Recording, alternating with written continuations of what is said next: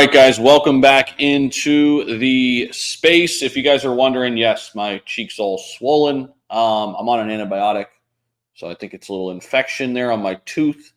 I don't know, so it's okay. I think we're okay. So everything's good. We got an antibiotic in, and we're okay. We're able to speak and everything. So appreciate you guys. We're going to start the space here. I'm a little late today. I wanted to get some videos out for you guys. A couple videos because we're traveling to Toronto today. So we're getting ready to get on the road here in a couple hours. Of course, we'll still have the space, getting yourself ready here for Crypto Breakfast Club. So you can listen right here if you're live on X or if you're live on YouTube. Of course, you can come on over to the actual space too. If you guys want to come over and actually join the conversation, follow me on X. The link down below in the description will get you over to my X account. But if you just want to listen in, you can listen right here on X Live or YouTube Live. Wow, man, hope you're okay. I know it looks worse than it probably feels. Yeah, it's not too bad right now, pain-wise. Just still swollen. I'm on an antibiotic, so we'll see what happens. So appreciate you guys for being concerned. Good morning. Hope you're okay. That swell looks nasty. Yeah, so far, okay. So far, okay. Oscar Ramos is in the chat, and he's also standing right next to me. Actually, there you go. That's Oscar right there. Had to get one of my teeth in the back pulled last month, not a game. Yeah, man, I had this one pulled right here. I don't think that's the infection. I'm getting a dental implant right here, but I got another one down here that needs pulled. It's a mess, man. It's a mess. I'm guessing this one's infected, or it's my wisdom teeth, which I think need to be pulled out too. As soon as I get back from Toronto, I'm going to make sure I get to the dentist and make sure everything's okay. But I'm hoping the swelling goes down soon. But we got to start the space, guys. It's actually 2 minutes after here. So we're going to start it up. Yeah, Oscar's in town. We're heading to Toronto together. So, yeah. All right, space is getting started up, guys. Appreciate you. I'm going to change the view over here to, let's see here. Put some crypto bubbles up there, maybe. Yeah, we'll keep some bubbles up there. Sui, man, continues its crazy run, huh? Sui is on another level right now. Crazy. All right, we'll get Zach in here. Co-host. Paid XPO is flying, so we might not be able to get him in here. But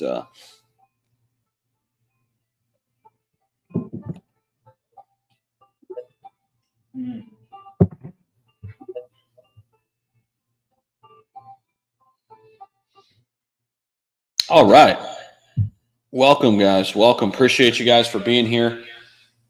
I got Oscar sitting next to me, actually. He's up here on the stage. We got Zach from Subway here as the co-host.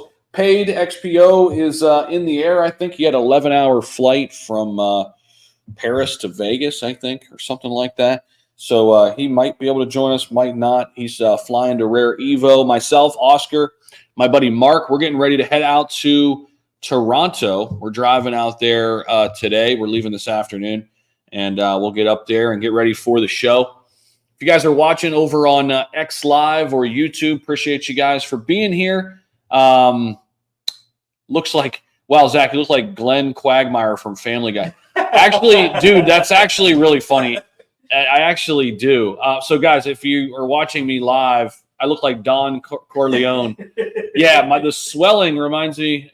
The swelling reminds me Martin Short in movie Pure Luck, LMAO. Yeah, my left side of my jaw, guys, is swollen like crazy. Some kind of infection. I'm on an antibiotic, but I don't know. I got to get my wisdom teeth pulled, but I might have an infection in my other tooth. I don't know, man. I'm getting a dental implant in at the end of the month. I got all kind of shit going on with my teeth. So there's that. But yeah, we're okay. We're doing well. The swelling's still there, but it's not hurting me that much. So I think we're good. But let's see here. We got Chris Chrysostomos. Chris, I don't even know how to pronounce that. Hello. Hey, what's up, man? We'll get to you in just a minute. Yeah, we'll get to you in just a minute. Zach, what's going on, man? Oh man, I hopped on YouTube to see you real quick, and I was like, "What the hell happened to your face? Yeah, is it wisdom teeth?" I think it could. Well, yeah, it could be wisdom teeth because they do need to get pulled. Yep. But it could be an infection in another tooth that needs to get pulled that snapped in half about a year ago. Gee, I got my wisdom teeth out, and my wife said it was the best 2 days of her life because I couldn't talk. So there you go. Happy. But anyways, yeah, the market is crazy. I've been watching it closely. I'm still a little bearish, under 60K, like I spoke, but I thinking, going into the next couple weeks. I mean, we got CPI data coming out this week. I think people are kind of just hovering around waiting for that information to come out, but I still see bearish sentiment coming for the next couple weeks. But for me, that is the opportunity to get into a nice position again and ride into the bull run, because next month, if interest rates go down, I think that could take us off to the bull run. That's what I'm thinking overall with the market. But yeah, excited. Got Toronto. You're going to Toronto, so that's going to be pretty exciting to watch next couple of days. But overall, the market, it's 50-50 for me right now. Yeah, so that's what I'm watching. If things change, obviously we'll see, but I think we could still test back to the 48, 49 level. And then if that retraces more, I'm thinking 44, and then that will be the bottom, and then lift off to the bull run, since interest rates will probably go down in September. Zach, I know you're probably looking at this, but Ethereum's outpacing Bitcoin right now. Yeah. Pretty interesting. ETH is basically at 2,700 right now. Bitcoin at 59.4, but ETH is up on the day 2.3%. Bitcoin's down 1.37%. I don't want to speak too soon, but are we finally seeing that reversal? Are we finally seeing Ethereum about to break out here and leave Bitcoin in the dust for a little bit, or what's going on? I think so, but also this week is Toronto, so obviously there's going to be a little bit of push around that narrative.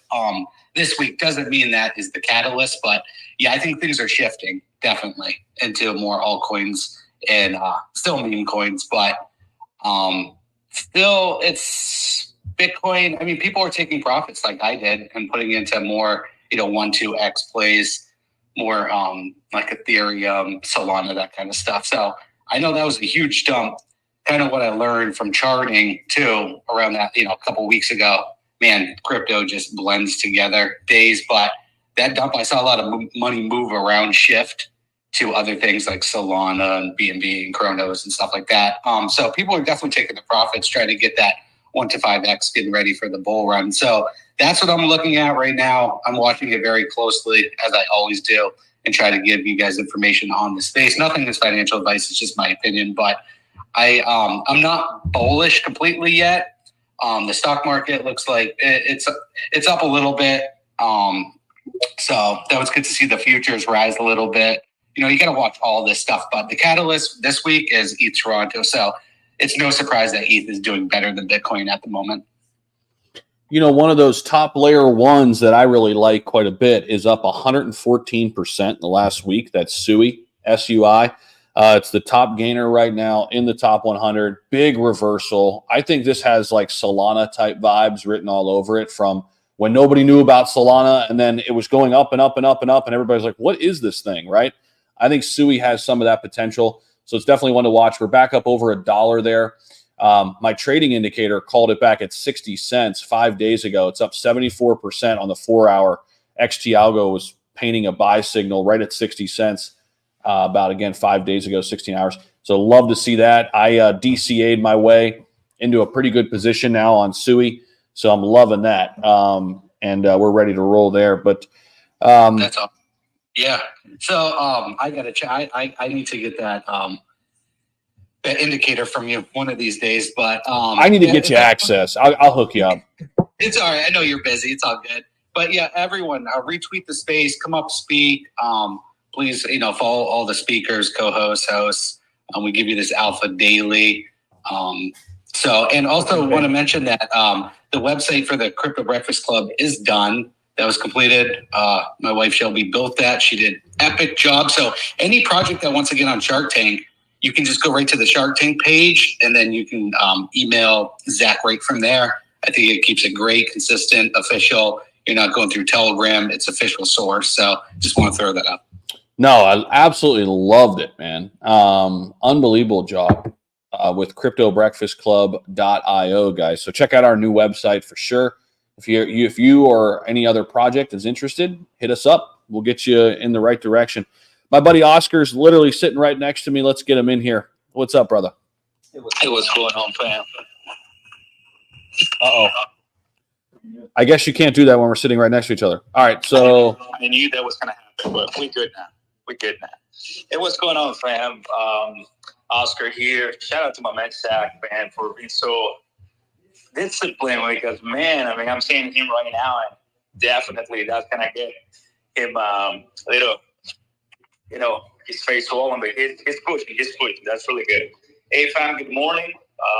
Honestly, right now, I'm still bullish, still happy, and still looking ahead for what's coming up in crypto. I think today a lot of us were so pumped and ready to hear from Elon and Trump later today at 8 p.m. Eastern.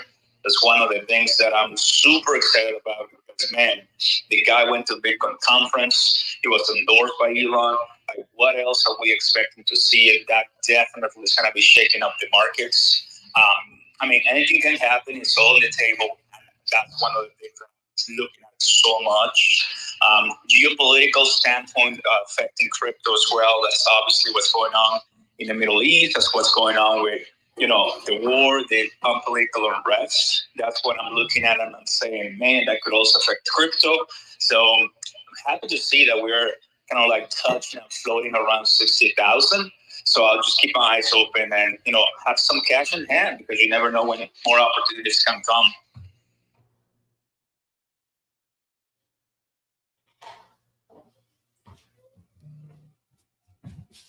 I agree with you on that one. Definitely. You got to keep cash on the side. 100%. You know, at any moment things can dip and you can get into a better position. So, you know, that's why we always say take profits. Take profits, leave some on the side for anything. This is crypto.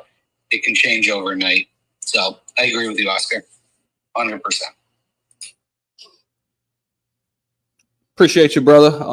Yeah, we're getting ready to head up to Toronto here today. Of course, for ETH Toronto, guys, the SHIB ecosystem is going to be something to watch for sure. We've already seen a little bit of a pop in the price on K9 Finance, keeping an eye on SHIB, Bone, and Leash, of course. And who knows? Maybe we get news that the Treat token is going to launch, Zach. I don't know. Maybe. Maybe speculating a little bit, but it would be a time to do it. I think so. Maybe. I'm feeding my dog a treat right now. It would be a good time to do it as we enter Q4. You've got the grand stage at ETH Toronto. I don't know anything, but I'm just saying it would be smart that, you know, you launch the Treat token, the rewards token, before the market pops off. You know what I'm saying? I think you're onto something. Just saying. Hakami, what's going on, man? What's happening? Hakami, are you there? Hello. Because I don't have really much time, can I ask a question? Sure. Yeah, sure. Go ahead. Okay, so I just turned 18 next week. Today I make my bank account. Now I'm at work. But I really want advice for electronic portfolio to put my cryptos on, like a burner wallet and etc. Like a decentralized wallet? Is that what you mean? Or cold storage wallet? Or Cold wallet, yeah. cold storage? Yeah, there's a lot of good options. Zach, what's your favorite? I mean, there's a lot of different directions you can go. I use a Ledger.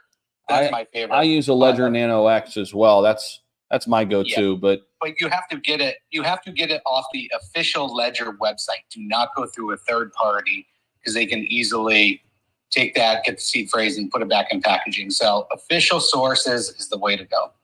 yes, do not try to go to Amazon and get it. Just get it off the official Ledger website. Arculus is another one I've seen, you know, them at Bitcoin conference before. Treasure is a pretty good brand. Keystone, I think is one that Mar likes. Right, Mar? You got the Keystone wallet? Yeah, Zach, good morning. Thanks a lot, guys. Appreciate it. Yeah, Of course, get the brother. Keystone, man. Get the keys. The Keystone for me is the best of the best. I mean, that's my opinion. Just because they're the first to get partnerships with mobile software wallets like MetaMask, OKX, also Soulflare. So it's you could hold any cryptocurrency on cold storage. That's the issue I have with some of the cold storage wallets where you cannot hold like the new Pepe 2.0 coin, you know, even if you want to hold that long term, whatever. A lot of new projects that come out, especially blockchains, mainnet coins, you can't hold on your cold storage because their software doesn't support that coin or that token. But that's the awesome thing about Keystone. Their software is MetaMask, OKX, Soulflare, so you could add any coin, any token. And people are like, oh, what do you mean MetaMask? MetaMask is not cold storage. It is, guys. It's a mirror.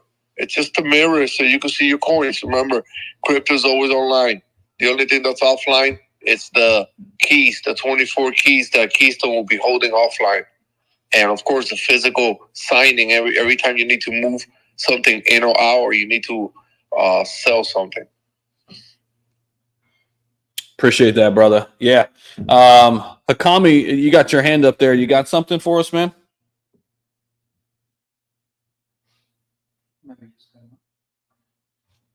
Yeah, I'm not quite sure. Hakami, let us know if you got something there, man. Devon, what's going on, man? Good morning to you.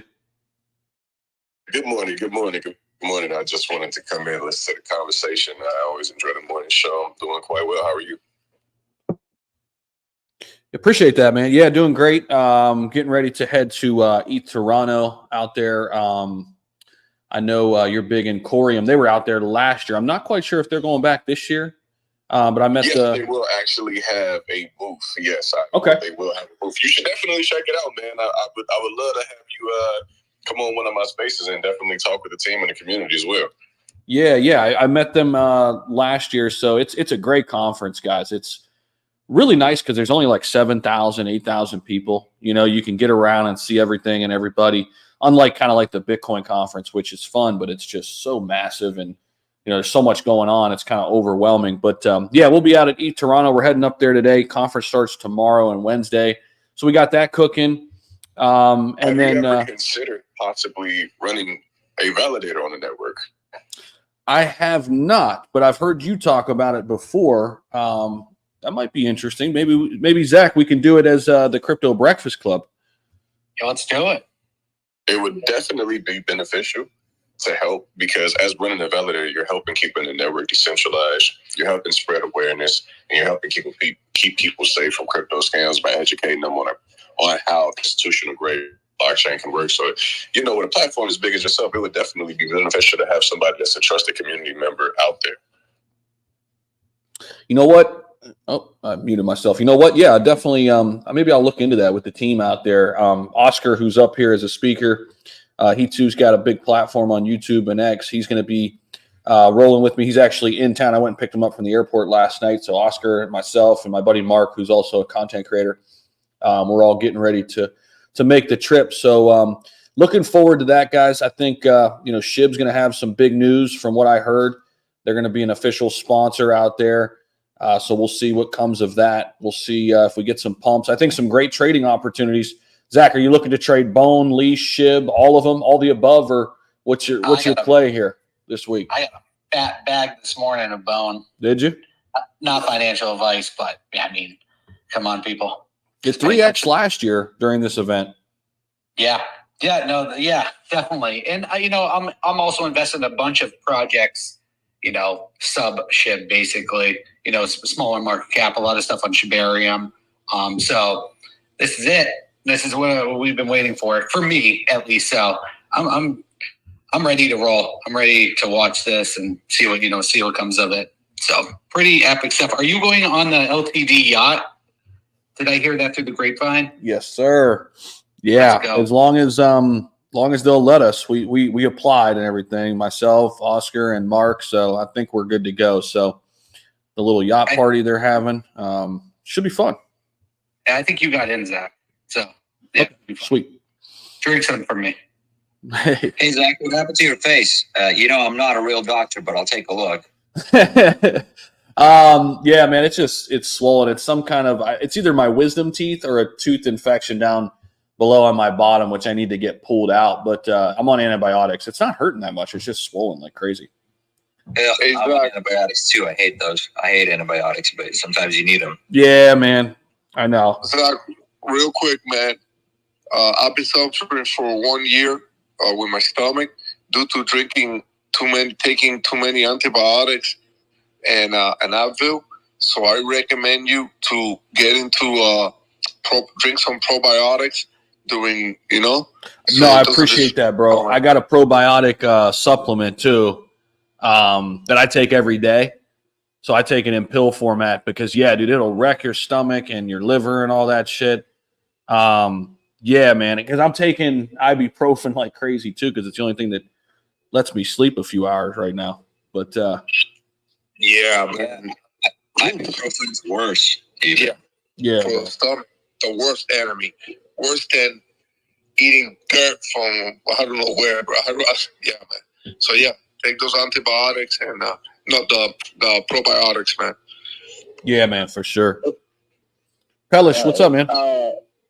So how's it going? So I jumped in the other day as Cats of Crypto. That's a project that I'm involved with, but I'm not here to plug that. As shamelessly did there for a second.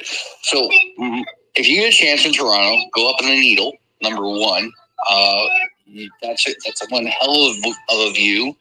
The other thing is, I noticed that Bone was moving the last couple of days. It's been up pretty decent prior to this, but do you think we can sustain the lasting effects here, even though we're in the summer time with the summer lulls, if you will, with not only SHIB but other meme coin types and so on that we can build on this going forward? Because I'm not seeing anything if you're zooming in. Now, if you zoom out, SHIB doesn't look so great either, and the burns haven't exactly been working either. It's kind of like a catch. I think we lost. Oh, there you are. Yeah, we're still waiting. You there or? Yeah, I'm still here. I'm just waiting for you to speak. Okay. Yeah, you were cutting out there. I wasn't sure if you were cutting out again or if you were done. So yeah, I mean, we're still waiting for the burn mechanism. I think that's a big thing. We're waiting for the automated burn mechanism to be in place. Maybe they announce something, during the conference here. In terms of the ecosystem moving, I think SHIB's really waiting, like a lot of other ERC20 tokens, for Ethereum to move, right? Once Ethereum starts really making its, leg up, I think we'll see SHIB just move on right up with it, thanks to liquidity, but also just, when that ecosystem goes, there's no bigger ERC20 token than SHIB, right? And obviously now you got Pepe, you got the entire SHIB ecosystem. So I think we're just waiting for, the big altcoin push. We haven't seen it yet. It's been Bitcoin dominated. It's been meme coins.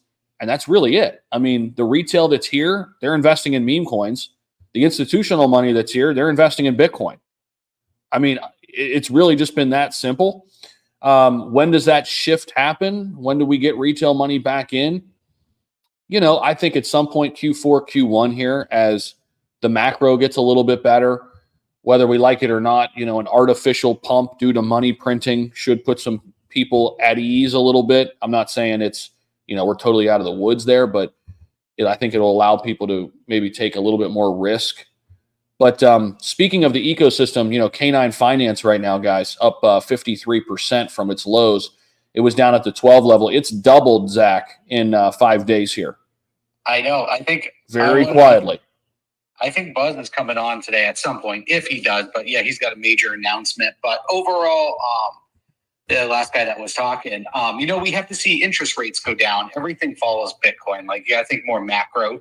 So nothing is going to move unless it's some ridiculous, crazy thing that just pumps like a Pepe did. But things move with times. And you got to think, people don't have money. I mean, interest rates need to, they get lowered, money gets printed, then things move. But I'm thinking after the summer, September, we'll start to see a push to the upside. Everyone's waiting for those interest rates, stock market, everything. It kind of moves on that. So I think you just have to be patient. Not financial advice, do whatever you want, but with the ecosystem, the burning, it's a great marketing tool. It's good like that. But what we need more than anything is money in the market. Things don't move unless money comes into the market. Plain and simple. Yeah, we shift around as TGens. We go from one play to another, but you want to see a catalyst, you need money. Plain and simple. Yeah, that's very true. Yeah, go ahead, Charlie. Very, very true. Yeah, so I appreciate your channel there on YouTube. Come on over, check mine out when you get a chance. That is a plug, Zach.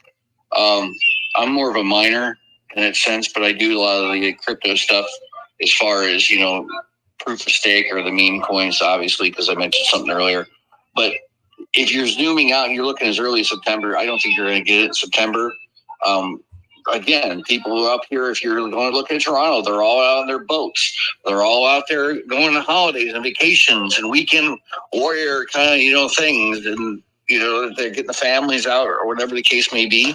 And you're not going to see anything. And even then, you're stuck on with this presidential election thing. And that, as much as I like to laugh at politics, I hate it too, right? So that's got that factor in there.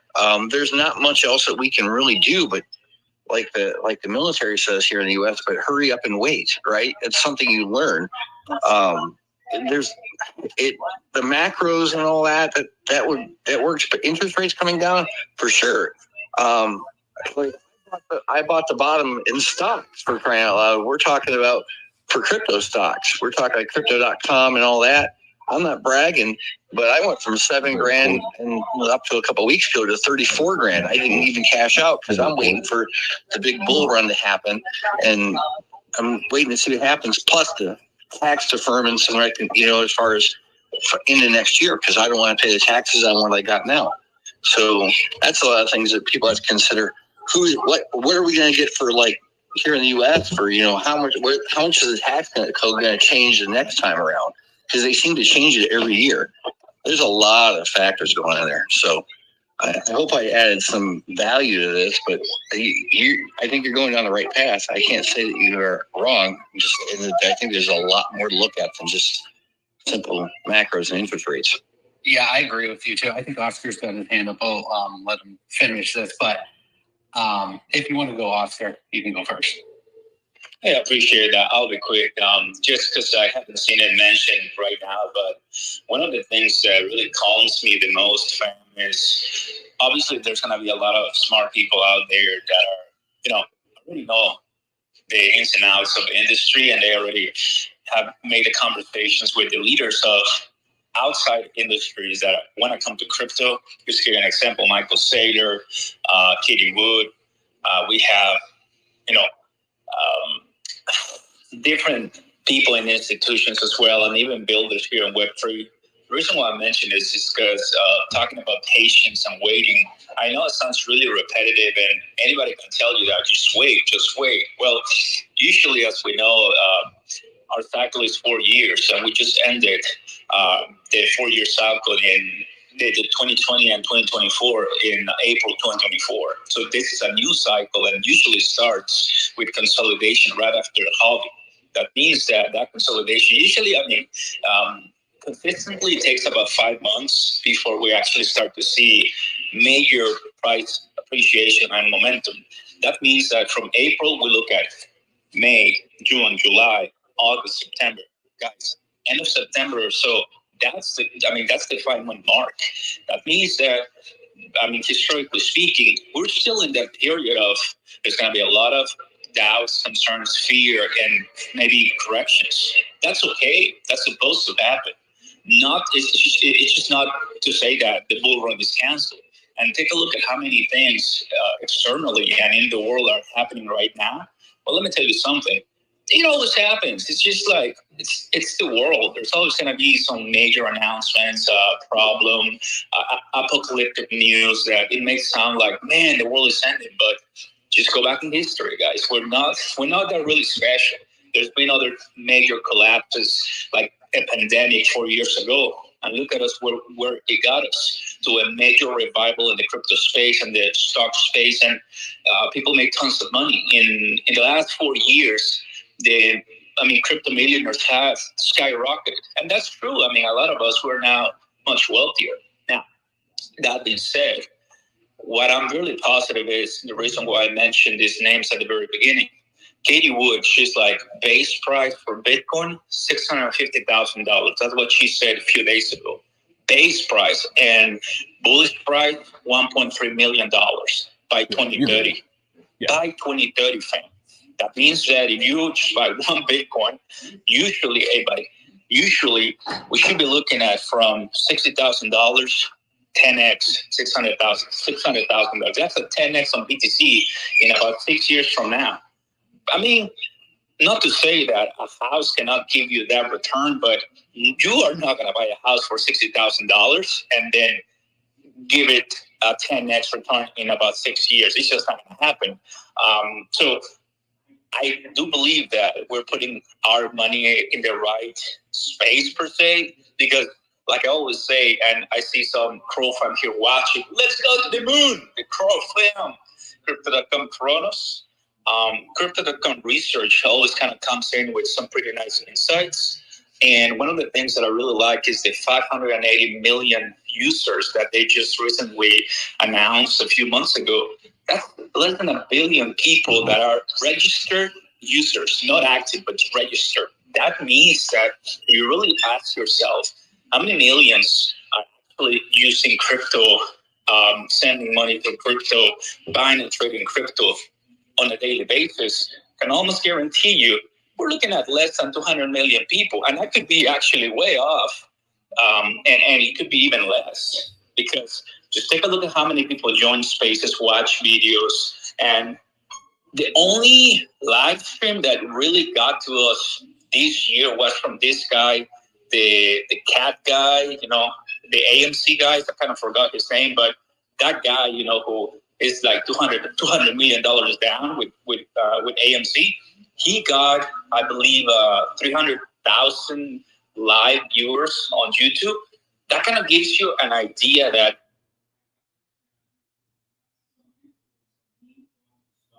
even a guy like that who mean coins and stocks and in crypto in general, he's not even able to put 1 million live constantly watching what's going on in crypto. So, fam, it could be even less than 100 million active users. That means that if you 10x that to 1 billion active users, that means that by the time that we have 1 billion active users, that could be 2035, 2040. That means that registered users, we should be looking at the 5 billion. So that could tell you that by the time that we get to numbers of the internet usage is obviously way above the 4 billion, I'm sure, or 3 billion. So we're not even there. I'm so excited that we're so early. And last, Katie Wood said those numbers. Well, Michael Saylor, obviously at the Bitcoin conference, revealed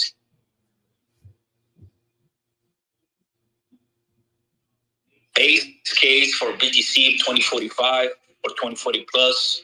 He's like $3 million. Base case, or like bearish case, $3 million. Base case, he said, $13 million. And bullish case, he said $40+ million. If those numbers don't really give you goosebumps, and I don't know what else, waiting 20+ years on something to occur, I know it's difficult, and a lot of people are gonna just give up. And I get it. That totally makes sense for somebody normal. It depends on like where's your investing journey at. But if the Bitcoin whales are obviously extremely bullish because they want to be, stupidly wealthy, they already are wealthy, but they're going to be even much richer. The billionaires, right? Maybe we're going to get our first trillionaire out of crypto. Who knows? But the point is, for people like us, the normal Joes, right, that we're, decently well positioned, or you're like, man, I'm listening to this guy, and I actually want to get out of the rat race. But I'll tell you something, fam. There's great projects, maybe not big, but maybe not Ethereum, but great projects that we have heard, meme coins and so, layer 1, layer 2s, CK EVMs that are barely starting, and the future is so positive for us. Just wait for us to get a crypto president, wait for us to get more crypto countries. And that's, I think, when massive mega adoption is going to really alter our entire system. And that's when we're going to see major pump giga green candles that we've never seen before. And you're going to ask yourself, but I thought we were going to crash. Exactly, because crypto markets move based on those news, and they're just not going to stop pumping. Once the day comes, you're going to realize that the $20,000, $30,000, $40,000 that you right now are down. You should look at my portfolio. I'm a degen. I may be a couple thousands of dollars down right now. I'm holding, of course. I'm not complaining. I'm not pointing fingers. I'm just like, okay, I'm down. Let's keep buying. Let's keep DCA, because that is my responsibility and nobody else. Because I know one day, the least time I expect, I'll open, CoinMarketCap. I'll go ahead and turn on the TV, and I'll see everybody talking about it, saying the news, speaking the language that you and I are talking and discussing in this space. And I'll be like, what took them so long? Because us now will be in prime territory to say, well, I think it's time for me to start my exit. That's all I got. That's all I want to say. A ton of great stuff there, Oscar. Appreciate that, brother. Yeah, I think really what I gathered from that is, think long term, think big picture. A lot of things can happen in the short term. There's going to be volatility. We're probably in store for some type of bull run here. But what I've been saying is, prepare for all different scenarios. What if we get a bull run in Q4 and Q1, and that's all it is? Are you prepared to make a lot of money in the next 4 to 5 months, 4 to 6 months, and exit? Or it could last halfway through the year. Nobody knows for sure, right? But preparing for different scenarios, and I think actively taking profits when everybody else is basically saying, hey, it's going to go up forever, or, to Oscar's point, when that FOMO really sets in, it's probably a good time for you to start to take profits, right? Slowly but surely exit some trades. I was talking to Oscar last night, kind of off the cuff, and we were talking about, setting up our plan for this cycle compared to last cycle. And I think we both agreed that we're going to be stabling up at some point. We might not find the top of the market exactly, but we'll be stabling up and then preparing for the bear market that could come, that will come, but then having the capital to make the plays we want to make. I think one of the biggest mistakes I made was round tripping a lot of different bags. Do I think they'll come back eventually? Yeah, but I'd rather have that capital liquid, right, than tied up and be able to make different types of plays depending on what's hot and what's not. Different narratives pop up. There's different things to speculate on. Now we have the whole RWA narrative, right, and AI that really wasn't there last cycle. Last cycle it was, metaverse or gaming, so there's always a new flavor of the week, and having that capital on the sideline to kind of chase some of that. There's always new meme coins popping off, right? So having capital on the sidelines, I think, is very, very important. For me, it's like Bitcoin and Ethereum are long-term 401k type plays. Everything else is a trade. That's really the way I look at it right now. And that could change over time. But, when Bitcoin and Ethereum make up 70% of the market, that's kind of how I look at it right now. Zach, I don't know if you want to respond, and we can get down to Doctor and Max. Yeah. I try to not drill it in people's heads, but yeah, I've seen so many people ride it up and ride it down. They, a lot of new people, they move it to like ETH and stuff like that, but that shit still fucking retraces too. So to peg it, to a stable coin and just sitting there waiting, you're actually taking your profits. You're not taking it out of the market, but you're waiting for that dip. And that's what the big boys do. And they won't teach you that. You'll only learn that in this space right here. That's what the big boys do. They'll just move it over, wait for it to go down, and then they'll eat everything you sold, you paper hand. So you have to, if you do the same thing, you have longevity in this space. yes, you work hard, taking your profits, put into other things, into meme coins, and put it into blue chips, and then then you see that ride down. All that work could be done for nothing if you don't move it to a stable or take profits. I know everyone hates me for saying that, but I don't really care. You have to take profits. It's your money, and the best thing you can do is take that profit you made and recycle it to make more money. Do not take this out of your paycheck. Work for your bag, take your profits, and make more profits. That's how you do it. Love it, brother. Yeah, let's go to Doctor and Max, and I think maybe Devon had something too. We can go, and then Corrupt Fun is up here too. So we'll go Dr. Max, Devon, and then Corrupt Fun. Go ahead, man. Hey guys. So yeah, I just kind of been listening to what you guys are saying, and it's kind of been this whole thing has been kind of on my mind lately, just with the way how a lot of people are talking about bull run versus bear market and comparing all their charts, comparing it to the previous one and the one before that and the one before that.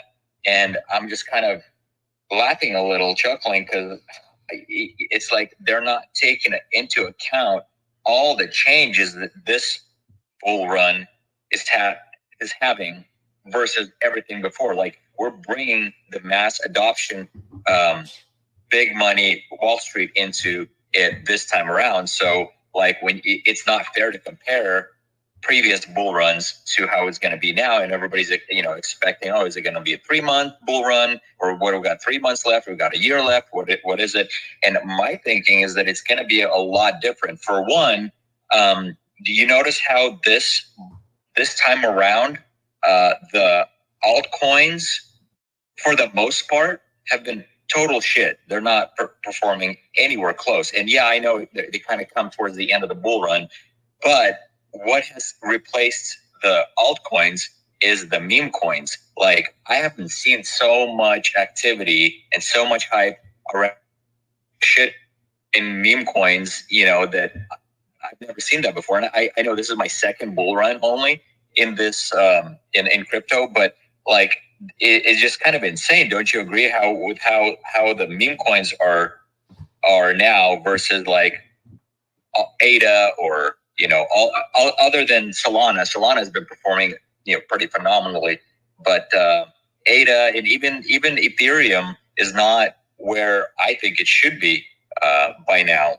So it's just, my thought is, it's not everybody who's telling you, oh, bull run, there's going to be bear market. I don't think it's ever going to be like that again. Not when we bring in all these Wall Street people into it and mass adoption and everybody knows about it. I think it's going to be a lot more like the stock market going forward. There's going to be ups and downs, but I honestly don't think it's going to be like, oh, this time we're going to run to $1 million or $500,000 for Bitcoin, and then it's going to crash back down to $40,000 or whatever.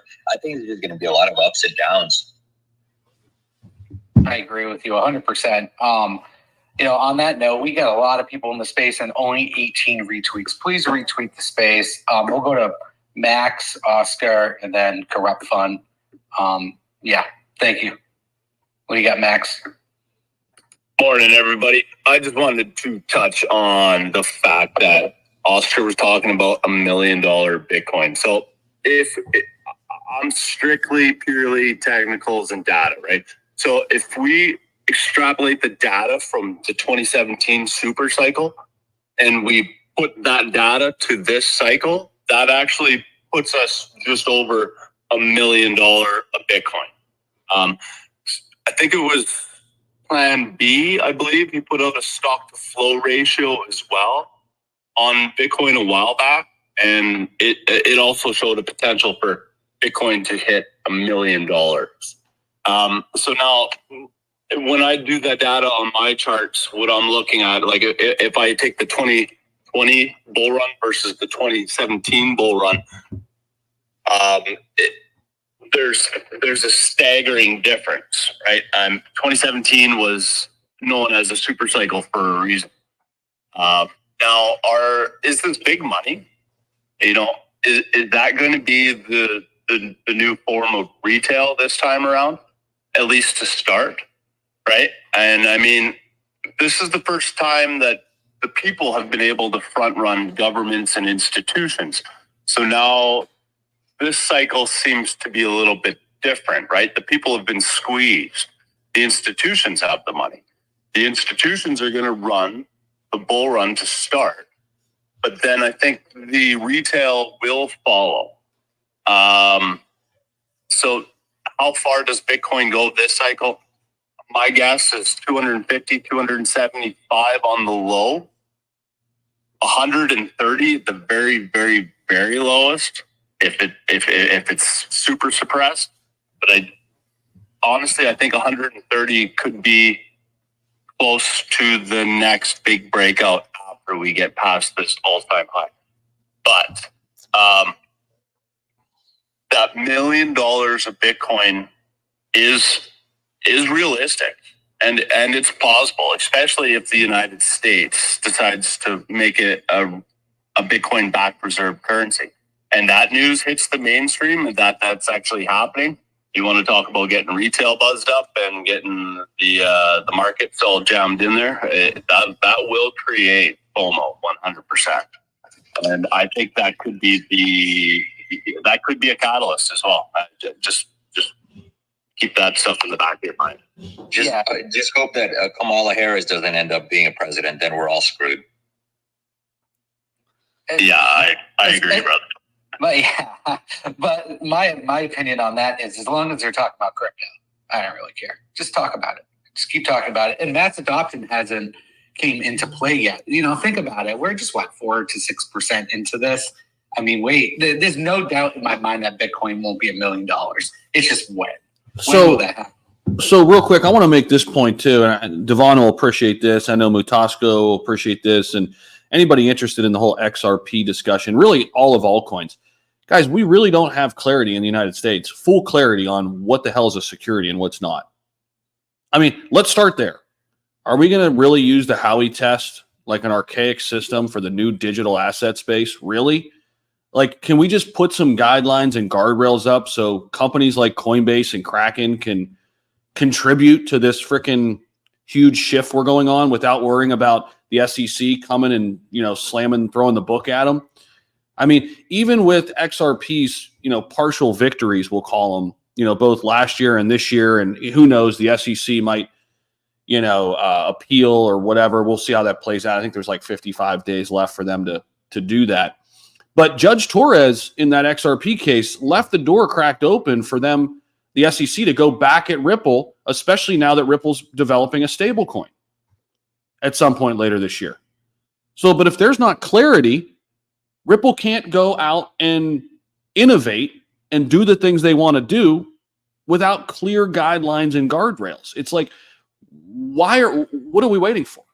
I mean, the United States has always been a leader in innovation, a leader in technology, the place to go if you're an entrepreneur, the place to go if you've got great ideas, the place to be if you want to shake things up. But here we are in the blockchain space, which is the biggest shaker and mover since the internet, and companies can't do what they need to do, knowing that, hey, here's the guidelines, here's the guardrails, here's what you can do, here's what you can't do. They're like strategically making it difficult, strategically making, this blurred line, gray area where, the SEC can continue to rule with an iron fist. So regardless of who gets in there, Trump or Kamala, we just need to address that first and foremost. I mean, that to me is of the utmost importance. And, we have indications that we're getting there. Obviously, an Ethereum ETF, right, speaks volumes. I'm not saying it's not a big deal. It is. But we still don't have that full clarity, right, on the whole security versus commodity debate. It's not done. We don't have it yet. Go ahead, Doctor, if you want to respond to that. And I think Devon was next, and then Oscar had something too. Yeah. I was going to quickly say I have a theory on that. I think the reason, for example, all the XRP meetings have been canceled and delayed and pushed back originally for the past how many months is they're really trying to get it as close to the election just to see which way it's going to go. If Kamala Harris wins, then they have a much higher chance of going back after the XRP and crypto, and they're not doing any regulation changes right now because they want to know how hard they can come down on it. If Trump wins, for example, or RFK, that's kind of laughable. But, you know, either one of those actually would be way better than Kamala for crypto.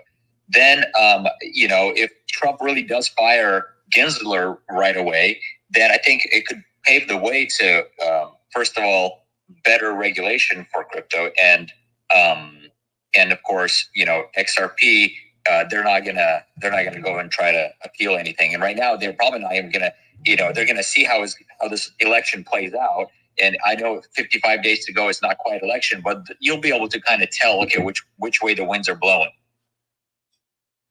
Yeah, good points. Devon, go ahead, man, and then we'll get up to Oscar and Mark. I actually have a different standpoint, partially because I am kind of involved a little bit more with certain teams in crypto. So I will say crypto is bullish regardless of presidency. And here's why I'll say that. Ripple is definitely involved in the making of the micro regulations in the UK, not the UK, EU, right? The regulations in the UK should be coming relatively soon. There's no way ever possible that the United States is going to give the EU and the UK a competitive advantage over this digital asset class. That's never going to happen. So that's for one. The difference that I say is going to happen, depending on who wins, is how crypto is regulated. Obviously, if you have a left-leaning president in office, you're going to have more regulation and over-regulation, right? Whereas you're going to allow, if a right-wing person comes in, to have more free range on crypto, which is what we all want, right? We want to be able to do certain things that we become accustomed to within this crypto asset class. But regardless of whoever wins, crypto is here to stay.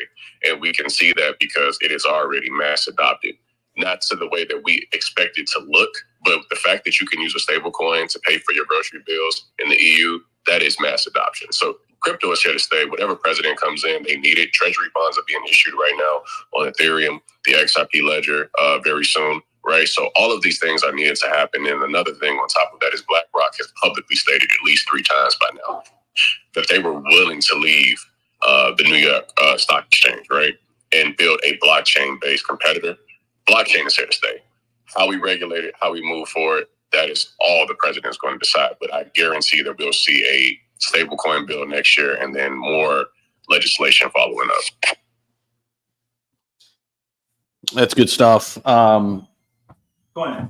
Oscar, I don't know if you want to jump in here. Yeah, he's right here next to me. Yeah, bro. I wanted to mention, obviously, all for that beautiful adoption, but somebody was mentioning about the $1 million stuff and how we're going to get there eventually with the TA.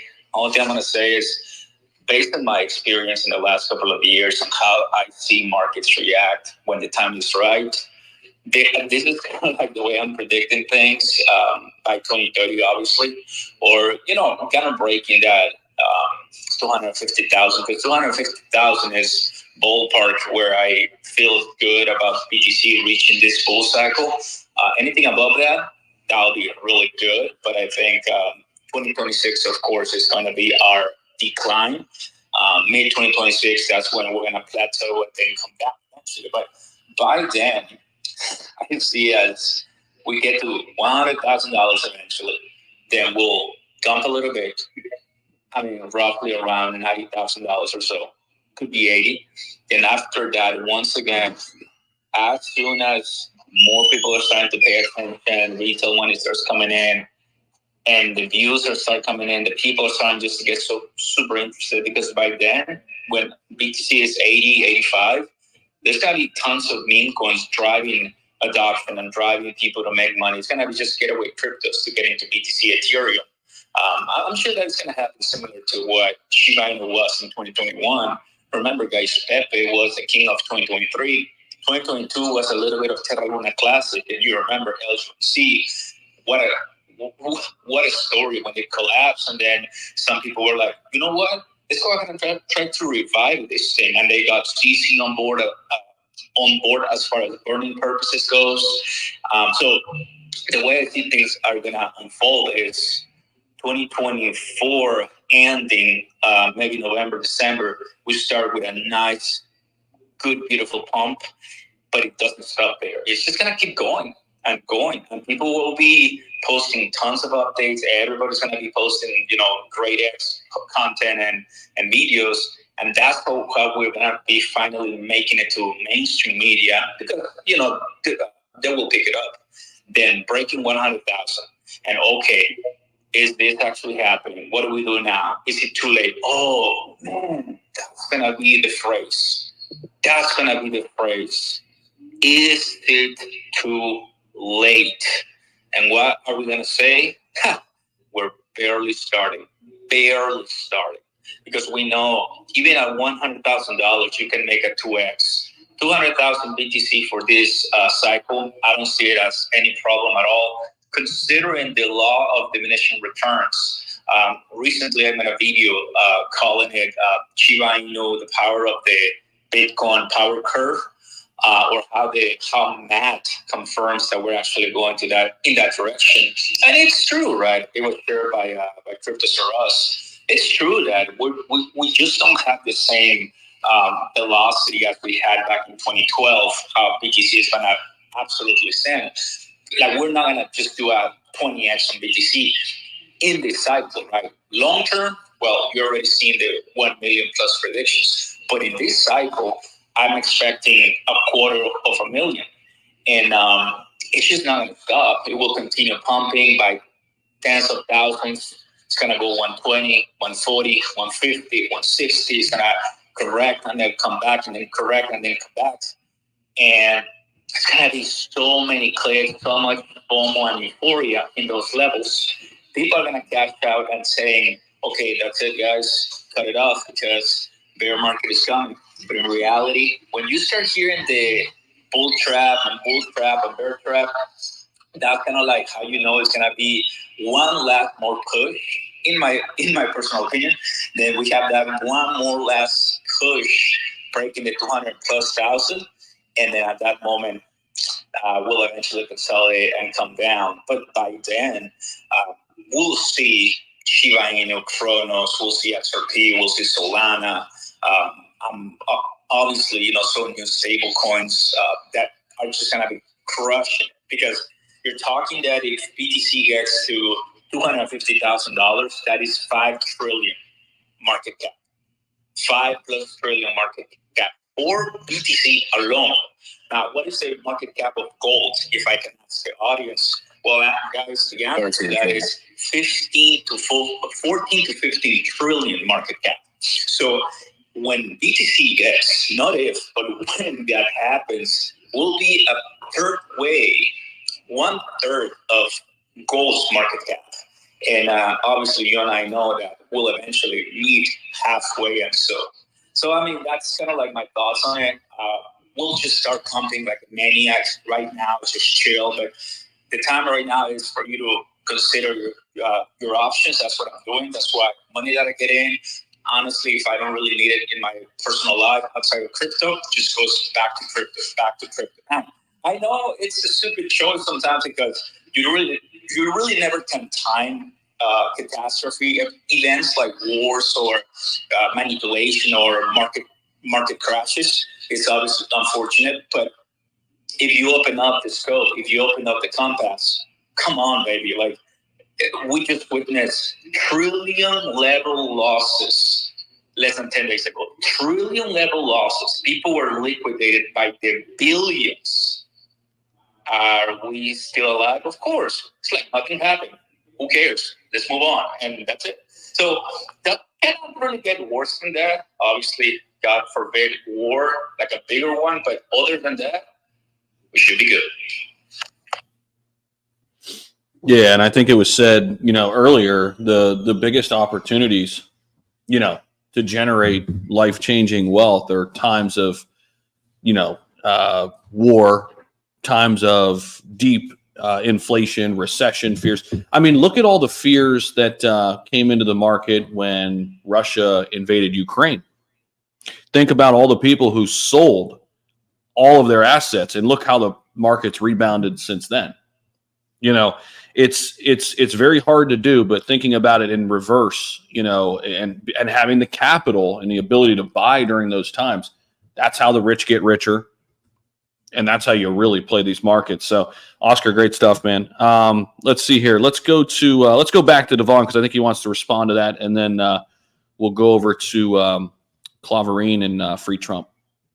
Yeah, I just wanted to say, Oscar, you said something that was very pivotal for people that I think could get overlooked, diminishing returns. I thought that was perfect. And understanding where we're at this point of the cycle, right? So I would encourage people to look at diminishing returns and what that actually is, because I do have to run very quickly. But at this point of the cycle, where Bitcoin is at, Bitcoin is roughly at about 60,000. So even if we took like the high end point of where people are expecting Bitcoin to be at the very high, I think I saw 225,000. That's roughly a 3 to 4x. So, and then that's if everything went right? So we always have to leave room for error in finance. So conservatively, we're looking at about 100,000 to 150, which is only a 2x from this point where we're at. So at this point in the cycle, it's clear that altcoins are the better choice, right? So this is where people are going to start rolling over their holdings from Bitcoin outside of those who are holding ETF into more altcoins, but they're going to start with the quote unquote blue chip altcoins. So those are your Ethereum, your XRP, Solana, and then it's going to trickle down more into alts. So during this point of the time, I know we've all been trained to hear dollar cost average in, but a lot of people are not aware of how to dollar cost average out, which I believe is even more important than dollar cost averaging in. Because when this market, and I've been here for quite a while, right? So I've been through quite a few cycles. Everybody has a plan. I think Mike Tyson said it best. Everybody thinks they know what to do until they actually get hit in the face. When this market comes, and it's going to come violent, you're going to have people who believe that they're just the most smartest man ever, right? They put in $100 and they're going to see 10,000. They're going to see 50,000 in your wallet, 100,000. And then in 2 weeks, you're going to see $10, right? It happens, and it could be hurtful, but it's a learning experience. So take this wisdom I'm offering you now. Please write down your number. What is it that you want to leave this market with? As a financial consultant, one of the things that I do when I sit down with clients, if I 10x your portfolio, if I were to 10x all of my clients' portfolio year over year, 10x, I'm climbing up the top of the corporate ladder, okay? So a 10x is something that in crypto people often overlook. But if you put in $10,000, that's 100,000, right? So, and a 10x is easily doable in crypto, especially at this point of the cycle. So whatever your number is, I encourage you to write it down and stick to it, right? And you don't have to, sell your whole bag, but at that number, when you see it, please start dollar cost averaging out, because the hype and hysteria will really make you high. You're going to think that there's always more, and this cycle is different. You're going to hear people saying this cycle is different. And to a degree, it might be slightly different, but it is the same. Anything that comes up must come down. So please write down your number. Please have a plan and dollar cost out. 100%. That is the biggest mistake I made last cycle, guys, and that was my first, is not having a plan. And I did okay, but I could have done way better because, to Devon's point, when that market's going up, up, and up, man, the blinders come on. And if you don't have things already outlined in your head and really more than on your, in your head on paper, if you don't have your plan in place, it is just so difficult to mess with your emotions and try to emotionally make good decisions, when the market's pumping. So I think that's great advice. 100%. Let's go to Free Trump. We haven't heard from him yet. And then Claverine and then Max. Go ahead. Hey, good morning, everybody. And hey, good job having Oscar on today. Awesome, dude.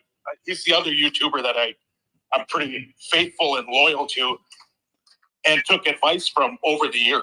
He's sitting right next to me, man. So he flew into my hometown yesterday, and we're driving to Toronto today for Eat Toronto. So went out and had a good steak dinner last night.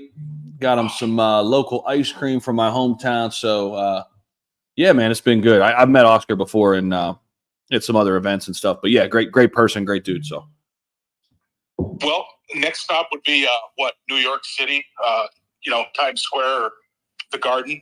So anyways, but great job. It is great to hear. And then when he said Luna Classic in 2022, dude, I got a flashback of that because that's when I started my meme coin quest to 1000X. And I kind of got punch drunk on that one because I did hit a home run with Luna Classic when it dipped down, and then in September of 2022 when it did its man, it was like a 5x, I think, from their bottom when they tanked down in August. It was really low. Sat on it for like a month, and then out of nowhere I looked and that one didn't even last that long. That when it did the 5x, everybody took their profits and it sank right back down. And that's when I was looking at it going, these greedy people, they couldn't even, like, nobody wanted to keep this going. Let's get this market cap back up. But since then, the meme coins, they do that all the time. And the guy that was just on saying, write it down, take your profits, dollar cost in, dollar cost out. Of course, because how many 10Xs could any of us sitting in this room could have had? And we were like, no, it's going to go to a 15 or 20X. And then you look back 10 minutes later and you're like, oh man, I'm down to what I put in. Oh, now it's lower. So yeah, we've all made those mistakes. I'm 100% guilty of it. I'm terrible like that when it comes to like letting it ride to that magical 20, 30X.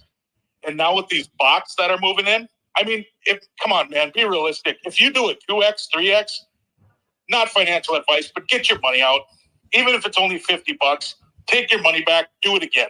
And I don't know if I could be saying that or anything. I don't want to get nobody in trouble, but we are all up against people that have been doing this for a living their entire lives. And now you have AI bots coming in. And if we think we're smarter than these things when it comes to capturing money, I promise you we're not. I mean, remember, I'm the guy that was in Iraq 20 years ago for a couple years, actually, not stolen valor. But big time. When I was over there, I'm going to tell you, we had technology that you wouldn't believe existed back then, and you still wouldn't believe this technology exists today. Unless you saw it with your own eyes and saw it, how it operates and functions and interacts with humans. Big time trade. There's no possible way you would believe it unless you've seen it and used it yourself. So I think back to stuff like that, and then I think about these AI trading bots and people that have created them, and I'm like, man, this is a tough market.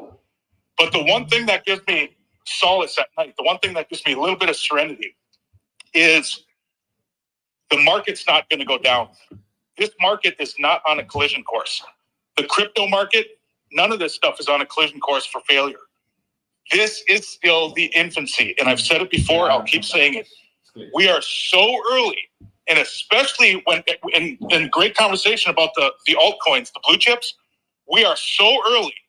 And today, I believe, not financial advice, but I believe you could throw a dart at the wall on a blue chip like Crow, whatever Oscar mentioned, and then like Hedera and all these other ones, Aptos, you could throw a dart at the wall and just let it sit there.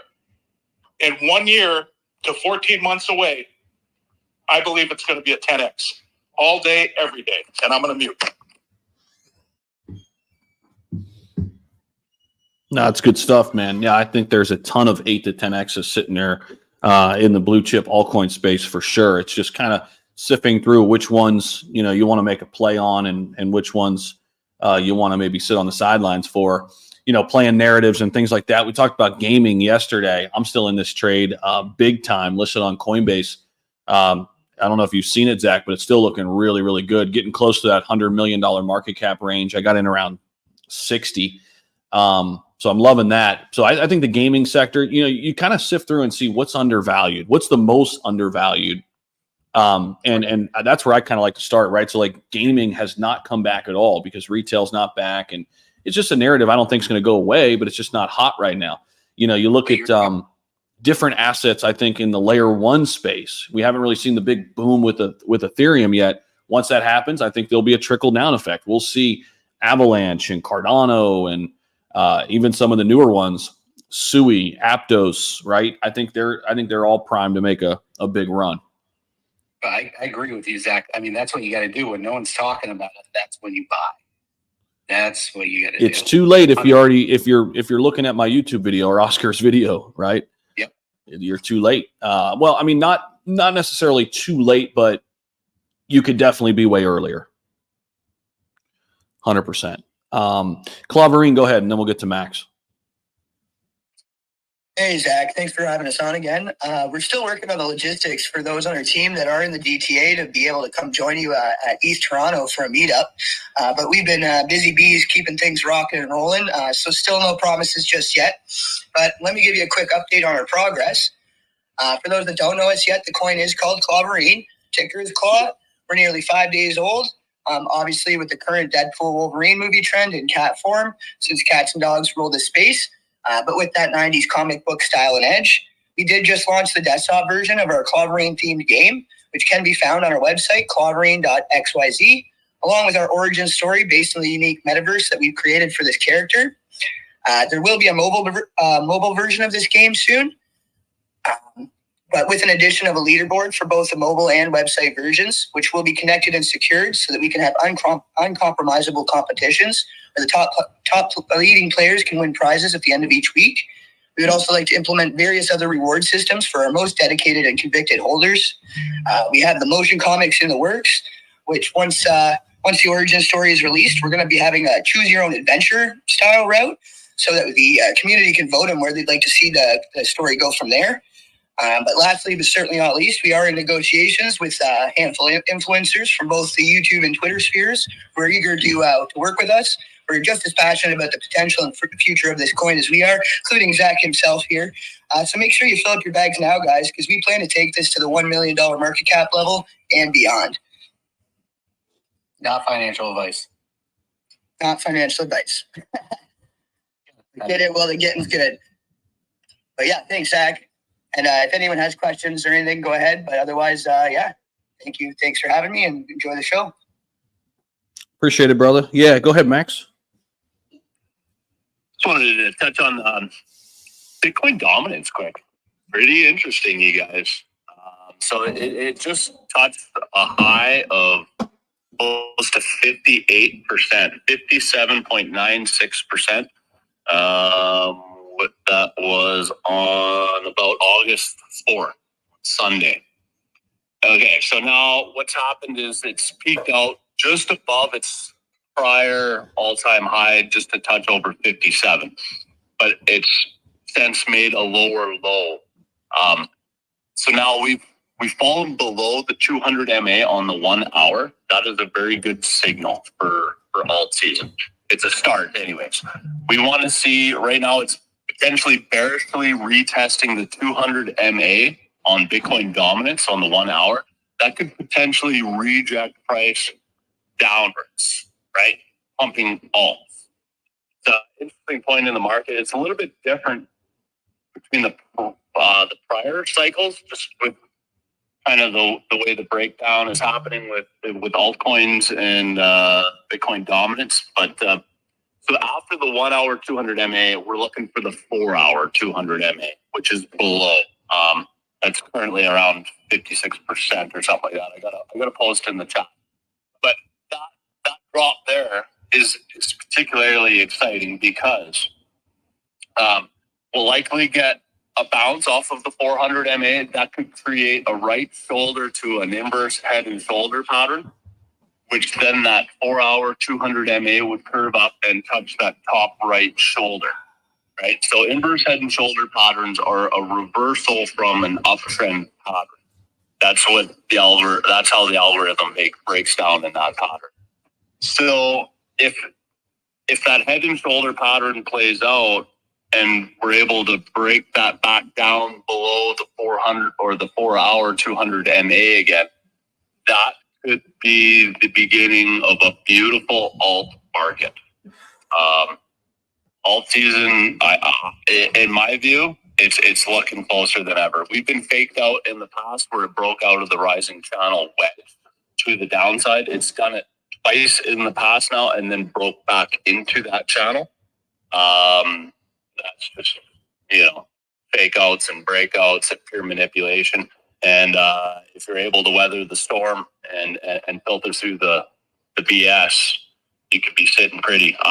Personally, right now, I am sitting extremely heavy in altcoin positions. Not financial advice, of course, but I really like what the alts are potentially about to do. I agree with you. I think we'll test the 48, 49 level again. within a couple weeks. And if that does, pretty bad, 44, and then huge swing to the upside for altcoin season coming. Interest rates get lowered September. That could just push us definitely. And we just, again, the basics, we need more money to flood the market. And then that should go, and we all make a lot of money. Take profits, take profits, take profits. I can't say it enough. Don't be stupid. Take money. No, agreed, man. Yeah, especially in crypto, man. We get so caught up in, like 10x isn't a big deal. It's a big deal, guys. Take your 10x's, take your 5x's. Bare minimum, man. Win the trade and sleep good at night. Especially if it's a longer term play. Whether it's a blue chip or something you're looking to hold throughout this cycle or something like that. Win the trade first and foremost. Go ahead, Mar. Yeah, Zach, one thing I do want to back up a little bit on the talk about, regulations and stuff like that. Man, long time ago, I don't know if I ever said it in the space, I was a little bit disappointed with Web3, what they have built of, like in dApps and like MetaMask, where everything is so complicated. And I was truthfully corrected and educated on this topic, what is actually really going on, and I learned through a project that I am, what they're about to, launch in a few weeks, and that is that, Web3 developers, man, they've been building, and the technology, it's out there for the regular Joe, grandma to buy crypto just as easy as Apple Pay. The problem all along, and I should have seen it, and I feel actually stupid, it's regulations. So I don't know about this bull market, but the bull market that will be insane is going to be the one that all these dApps, all these platforms are released, and the scary part is that they are built already. They're ready to go. All these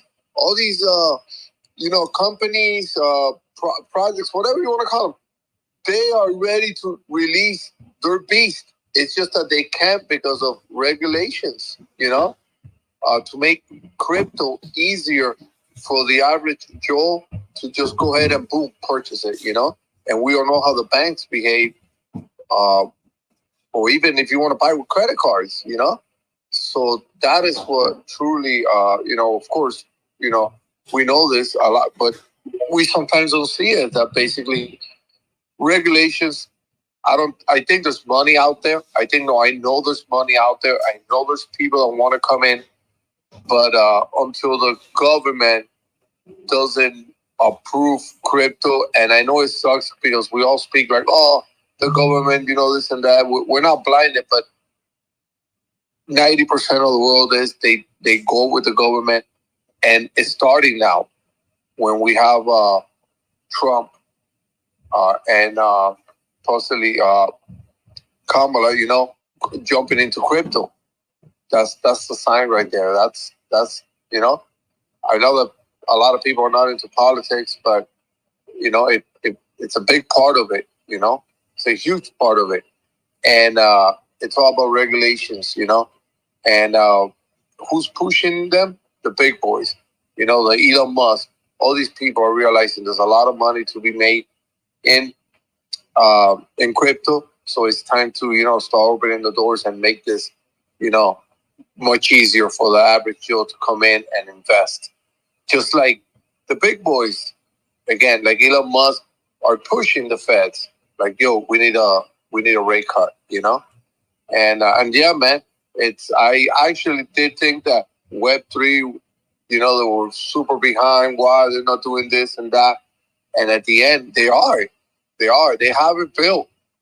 It's just the regulations is what's been holding this crypto space big time, and of course all the craziness. A year and a half, 2 years ago with FTX and all that, but yeah, it's just it just tells you how fucked up everything is. Like we go from, XRP, all these coins being a security.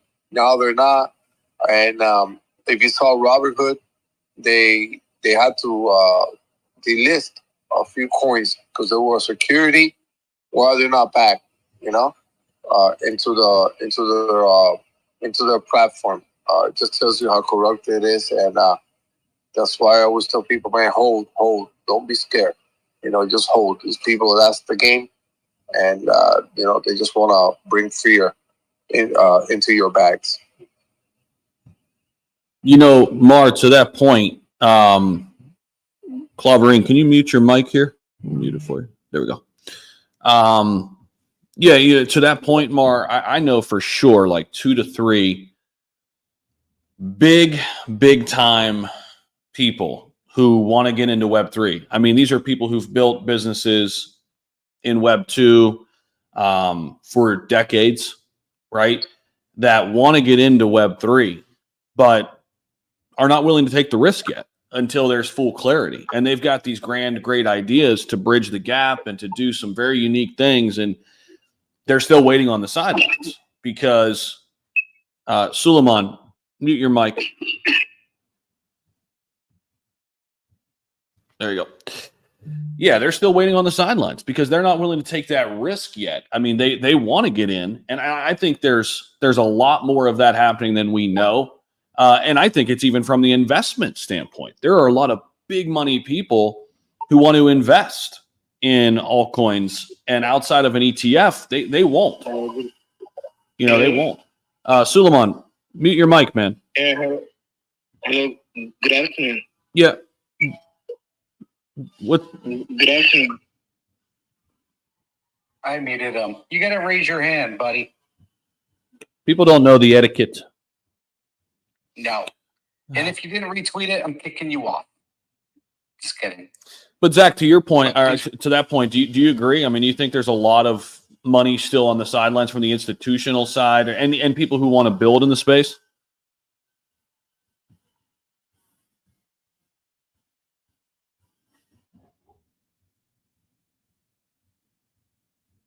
Zach, did you want to respond? Yeah. No, I didn't hear you. Sorry. My wife said, I think he was talking to you.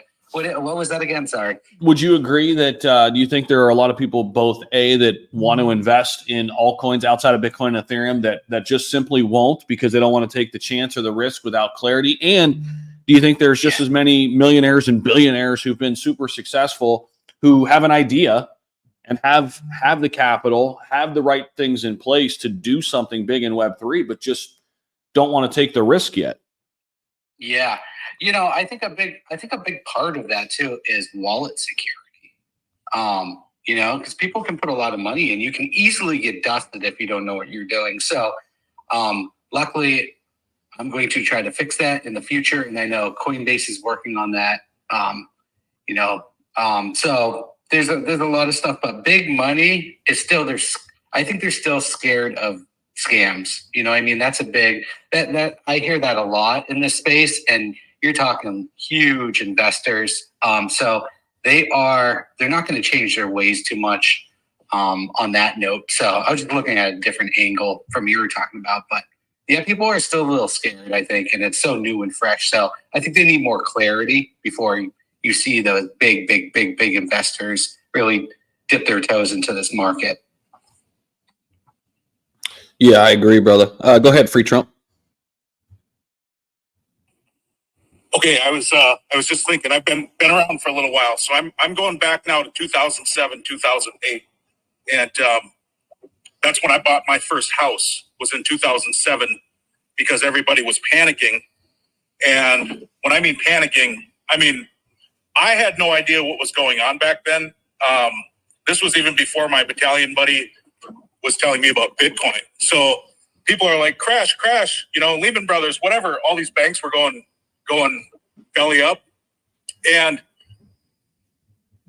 I think back to, there was a term I remember this term because I've always been pretty good with numbers, but the term is quantitative easing.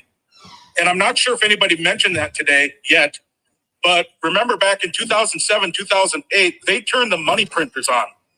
And then in 2009, what happened? Bitcoin was launched. So, and then again, fast forward to like 2016 roughly, we had a good spike. But and then 2020, in 2020, I remember for sure, absolutely 100% positively, quantitative easing was happening. And that's basically when they turned the money printers on to fight inflation. And that, ladies and gentlemen, is a bull run. We are not there yet. So there's no quantitative easing happening right now. But when that happens, you are going to wish you sold the kitchen sink and you put everything into it, because when they turn those money printers on, it's hang on. That's our bull run. And I'm going to mute. I just wanted to remind everybody that of back in 2007 during that crash. I had no idea, but you know what? Oh, the other thing was opportunity. So I bought a house. I paid a higher interest rate, but the house was cheap. And when I sold it, I was like, how come everybody's not doing this? Well, the answer is pretty simple when I look back. It's timing. Because there's a very finite window where you can get in cheap and you can get out when everybody's flush.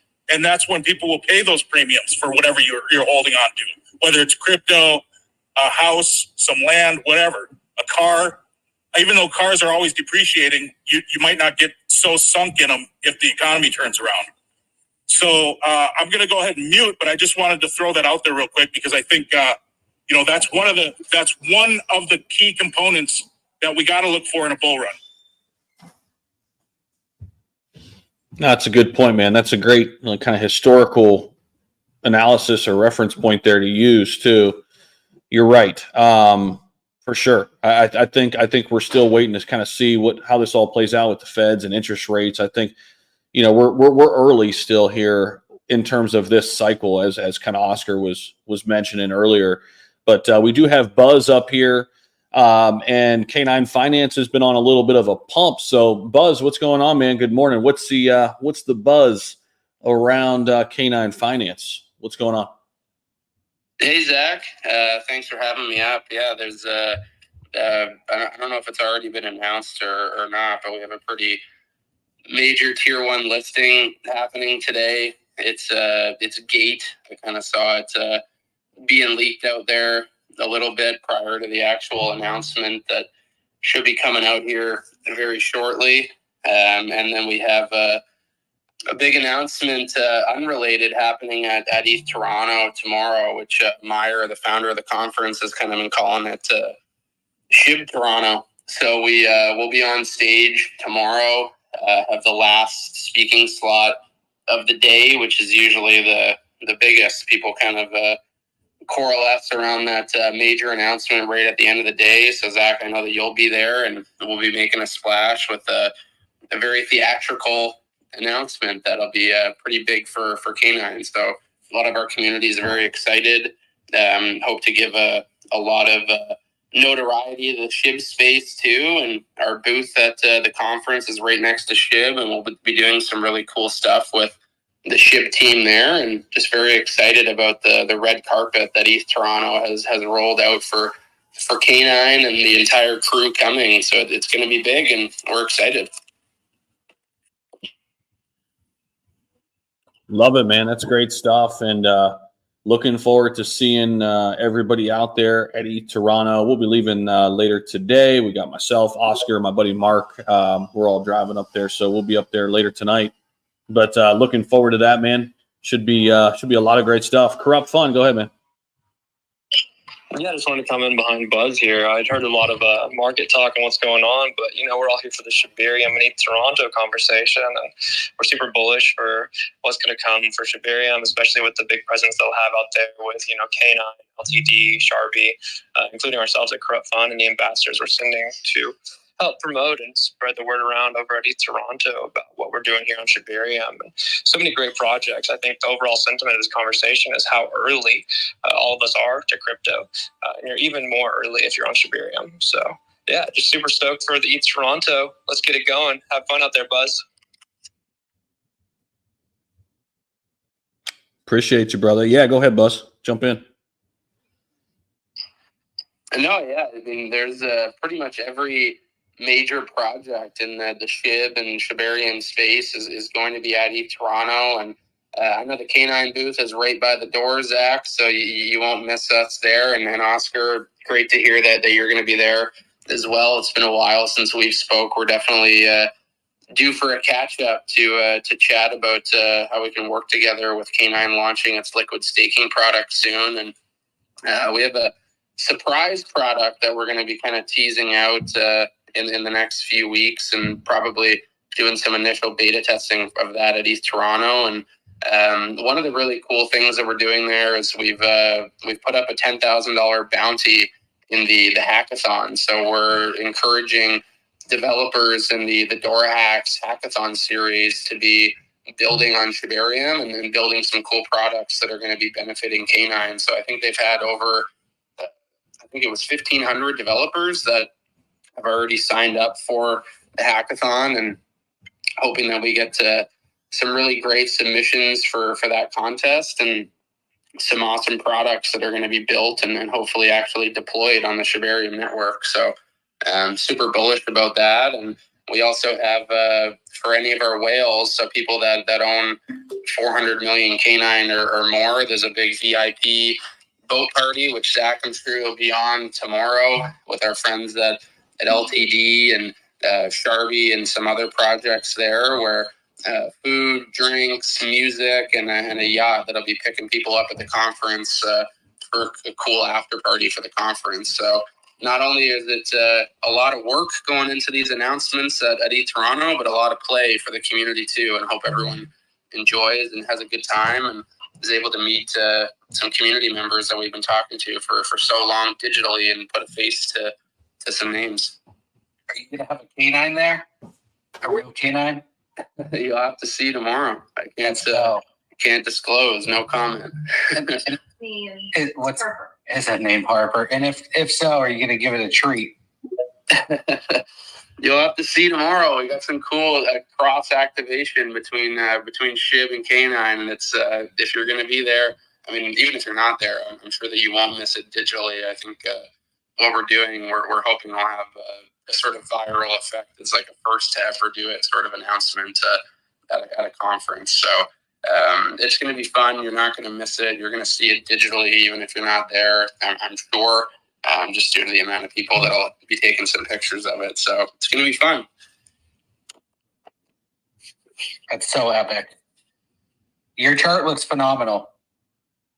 Oh, thank you. Yeah, it's doing great the last couple of days, getting a ton of new holders in. Obviously, the price increase is great, but what we see in a lot of these projects doing really big swings is that token distribution is even more important. And our whale chat, so people who own 400 million or more, is growing by almost a couple members a day over the course of the last few weeks, and holder count is going up by the hundreds week over week. So not only is it those large buys coming in and things like that, but it's the distribution of tokens too. And what's been very interesting is that we've had our beta test live now for almost a month amongst our whale chats, and it's so cool seeing people come up with strategies of how they're going to use the K9 yield product to earn yield. So people are already starting to talk about how long they want to lock their tokens, how many bone they want to earn to be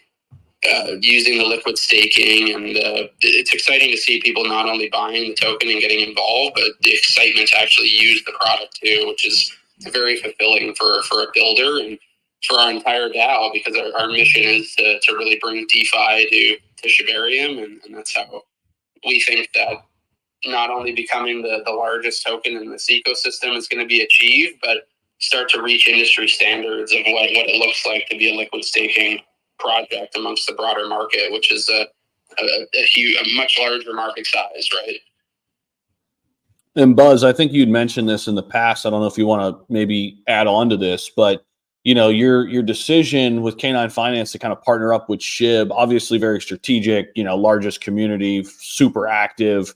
But really, it starts with SHIB and it's always going to be at the forefront, but K9 has bigger plans to kind of do liquid staking for the meme coin market at large. Is that correct? I don't know if you want to add on to that. Yeah, 100%. Like SHIB is, of course, our home and where we're starting and the ecosystem that we're primarily focused on. But the beauty of our product is that we're different from the Lidos. We're different from the Frax, because when people are using our liquid staking product, the TVL is directly represented on the layer 2, which is it's a huge value add for a layer 2 to be able to have someone delegate on ETH and the user actually receive that representation on the L2. Because if you look at people who are researching coins to buy, chains to use, one of those first metrics they look at is TVL, and this is a product that directly allows for increasing TVL of an L2. So what we want to be doing is being the DeFi layer for the entire meme economy, and really starting with SHIB. But what that probably looks like moving into next year, and conversations that we've had, is making partnerships with other chains as well to be deploying K9 there, and making other big official partnerships to have our liquid staking product live in other places as well. Of course, everything's going to come back to the SHIB ecosystem, and that's our home. That's where we're born, and it is our mission. But I think a lot of revenue can be generated and users can be generated by expanding our product to other chains. But first things first is getting it live on SHIB, and then rolling into next year, really coming up with a growth plan to be sort of like the eigen layer of the meme coin DeFi economy. So very excited about our roadmap. It's good stuff. Max, you have your hand up, and then Maya's joined us too. If you want to go, Max, and then Maya. Just wanted to touch on. Thank you. I just wanted to touch on the SHIB.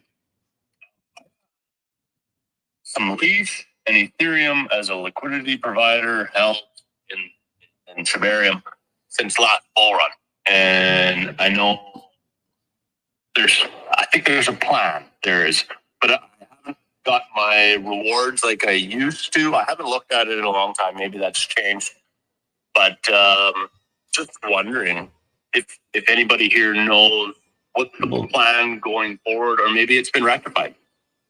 Just for the rewards, like I used to get Bone and stuff like that for being a liquidity provider. Leaf and Ethereum as a pair. Do you have any intel on that? Zach, do you have anything on that? No. I actually don't. I'll do some research real quick though. Let me ask. Someone in my group or Buzz might know. I mean, I don't think I am giving any proprietary information here, but the launch of Treat is when Bone launched, it was never initially supposed to be what it is now, right? Like it's really evolved into the gas token for the ecosystem, and a token with token economics like that is not necessarily that favorable to be giving as rewards for LP pools and things like that. So my understanding is it's just been a bit of a structural strategy change where Bone is being highly coveted, gas token for the ecosystem, and when Treat comes out, that's going to be more so a reward token for different pools like you may be describing. Nothing's come out in terms of a date for Treat yet, and I don't think I'm sharing any like proprietary information that others won't have, but I do think that Treat is likely going to replace that. Thank you very much. I appreciate the info, and yeah, I really like SHIB and everything that it's aimed to do, and I own a large bag of SHIB back in the day. I don't at this point in time, but yeah, I'm interested, and I'm looking at getting back in. Awesome. More than welcome to come back, and yeah, if you ever want to send me a DM to kind of learn about what we're doing with K9 to kind of bring yield opportunities to the SHIB ecosystem, just send me a DM whenever. I'd love to kind of show you what we're working on and how owning Bone and SHIB and other assets in the ecosystem can earn real yield rather than more the inflationary yield. Good stuff. Maya, go ahead. Hello, everyone. Hi, Zach. Hi, Buzz. And Zach, I'm excited to be making content with you, and I'm very excited to be hanging out with SHIB and K9 over the weekend. I'm actually in Toronto, so if you're here, let me know. Let's hang out. Let's take some pictures. And you guys know I've been with Shiba. I got into Shiba very early on, and I've been working with Xanders and Ragnar. And Funk is actually my workout partner. And Buzz is an amazing dev. Shout out to the DAO. Shout out to everything that you guys are doing. So I like to onboard a lot of people to projects that I support. So what are some parameters that you're looking for in a project to build on Shibarium or just doing collaboration with you? And the question is for Buzz. Yeah, great question. Like right now, we have a couple prompts up for the hackathon that we're sponsoring, and things that we're trying to really give people creative freedom, because we found that that's where the best results come from these hackathons, rather than saying, hey, build this exact product. We want to give developers the creative freedom to build things that maybe we haven't even thought of yet. But some of the things are like lending and borrowing, analytics dashboards, more sort of like tools for builders. So they're very broad representations, but looking to give people the parameters that we want people to integrate the liquid staking token for K9 in products that are going to benefit the SHIB ecosystem. So if you look at the way that Lido got immense growth, I think it was partly due to Lido ETH, staked ETH, being integrated into a variety of platforms like Curve, where you can just do more sophisticated DeFi transactions and kind of double leverage your position. So those are kind of the things that we're looking for, are builders to take KN Bone or K9 as tokens and leverage them into products that are going to make more sophisticated trading opportunities exist in the SHIB ecosystem. I love that. That's a great answer. And yes, that's the Lido was the only way that I could actually stake my my Ethereum on Ledger back in the day. So yeah, I 100% see the vision.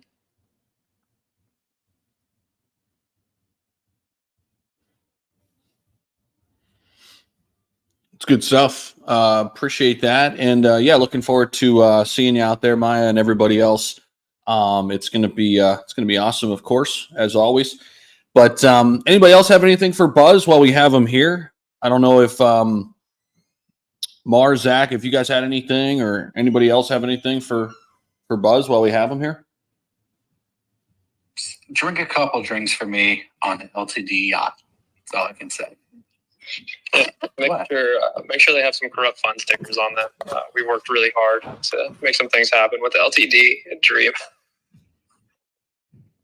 Yeah, if you guys are coming to the yacht party, I'm going to be there. Let's have fun. Maya, did you get your shirts printed and stuff like that? No, let's hop on a call after this if you want, or message me. Cool. Sounds good. I got something for Buzz real quick. Are you, is K9 going to live stream any of this at any given point during the conference? I think so, yeah. Like, we have our live SHIB price tracker on our Twitter account that happens like 12 hours a day, every day. And all we need is we're going to be talking to the ETH Toronto team probably today during setup day to see if we can get an endpoint to just live stream the conference via our Twitter account. So if anybody is looking to tune into all the talks and even the announcement that we're doing with K9, the handle, you can access it in my bio, but it's just at K9 Finance. So we'll probably figure out a way to live stream the conference end to end. I know that usually it's live streamed through CoinMarketCap as well, but it's always nicer to stay on Twitter and not have to leave anywhere, right? If you're here in this spaces, you're probably just like me and you're on Twitter all day and don't want to go other places.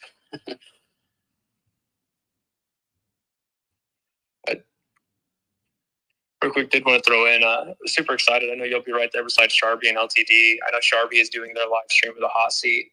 We'll have Kit and Nick, someone there from the Corrupt Fund community, to sit in and be on the live stream, or the first official all in person at ETH Toronto hot seat with Sharby. So we're super excited to be a part of that with them.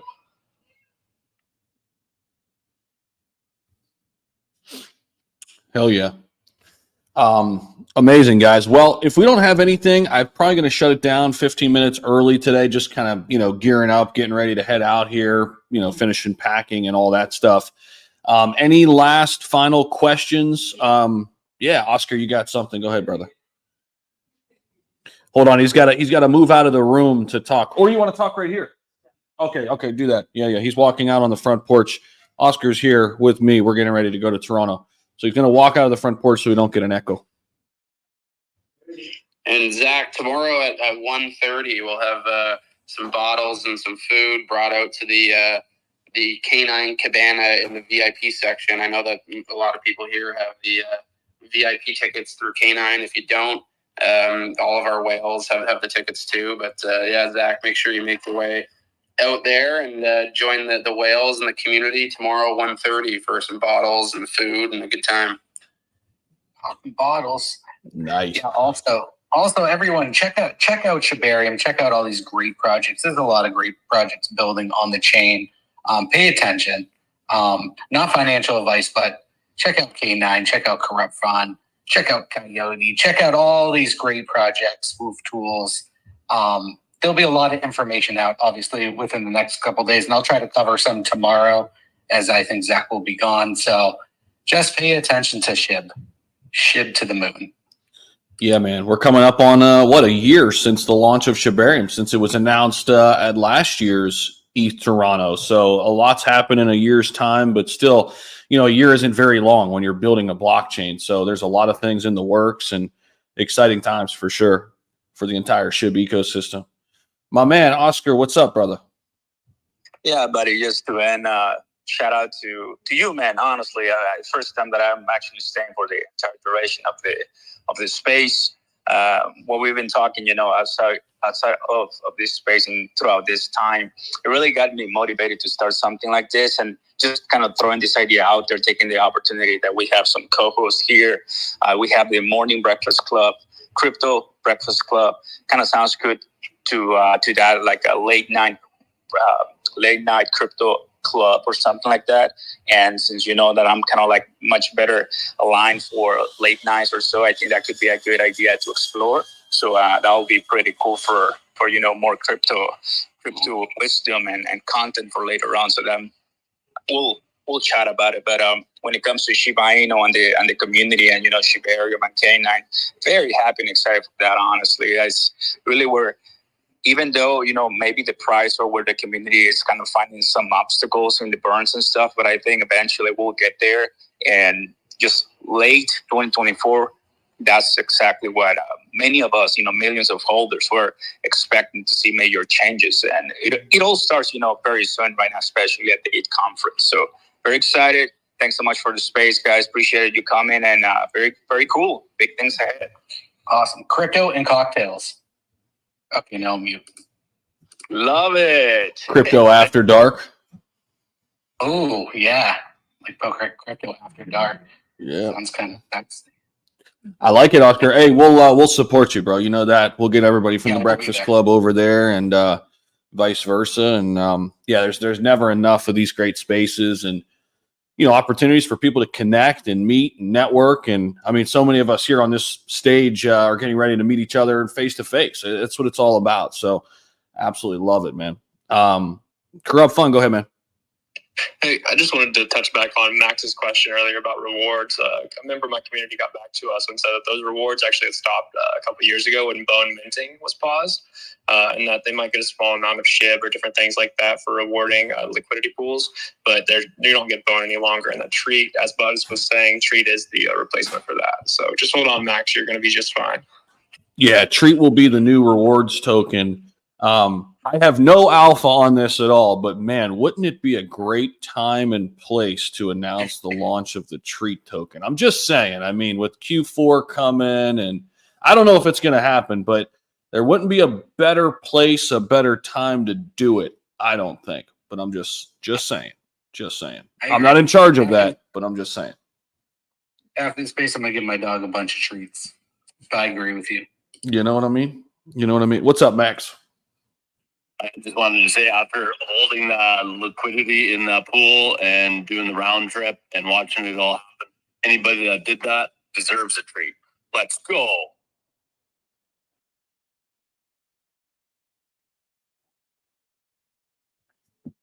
Love it, brother. Yeah, I saw Bad Idea drop in here too for a few, by the way, guys. Bad Idea AI. I believe they'll be back in Toronto. I saw them drop in here for a few minutes. Keep an eye on that great project too within the SHIB ecosystem and everything. Canine Finance, Bone, SHIB, Leash, potentially Treat, obviously, when it launches. Bad Idea. This entire ecosystem, I think, is primed, especially once Ethereum starts doing its thing, right? We're still waiting for ETH to really, make that run, which I think is coming. And when it does, there's no bigger ERC20 token out there than Shiba Inu. Mar, what's up? No, real quick, Zach. Great space, by the way. Awesome space every morning, man. Yeah, I send you a message. See if you can find my boys up there on Toronto. Yeah, it'll be awesome to see you there live with them. But yeah, just let me know how things go, man. 100%, bro. Yeah, I reached out to one of your guys from Max Chain there, and yeah, I'll be definitely looking out for him, man, seeing what's up. And yeah, it's gonna be fun, man. We're gonna have a great spot right center stage. My buddy Tom from DYOR's got us all hooked up. He's sending me pictures and videos from the setup already. He's all fired up, and it's gonna be a ton of fun. So appreciate everybody for rocking with us. And we'll be back tomorrow. Zach will probably host tomorrow. I'll probably jump on, but Zach will host. I'll let him set up the space for tomorrow, retweet it, share it, get it out there. But Breakfast Club will be hosted by Zach from Subway tomorrow because I'll be over there, and I'll be jumping on those, Zach, for sure. But and hey, as I'm walking around, I'll try to just kind of stop at different tables and maybe just pass the phone around and just be like, hey, who do we got here? Who do we got here? You know what I mean? And that could be fun. Hell yeah. I got you. Awesome, man. Tomorrow. All right. Appreciate everybody listening to over on YouTube and X Live. We've got quite a few people over there listening in and have been listening in for a while, 800 plus. So shout out to everybody over there, and shout out to everybody right here on the space, the actual space itself. So appreciate that. And I got to get up and get ready here to go to Toronto, guys. So let's get it. Have a great day, and we'll be back tomorrow. Appreciate you guys.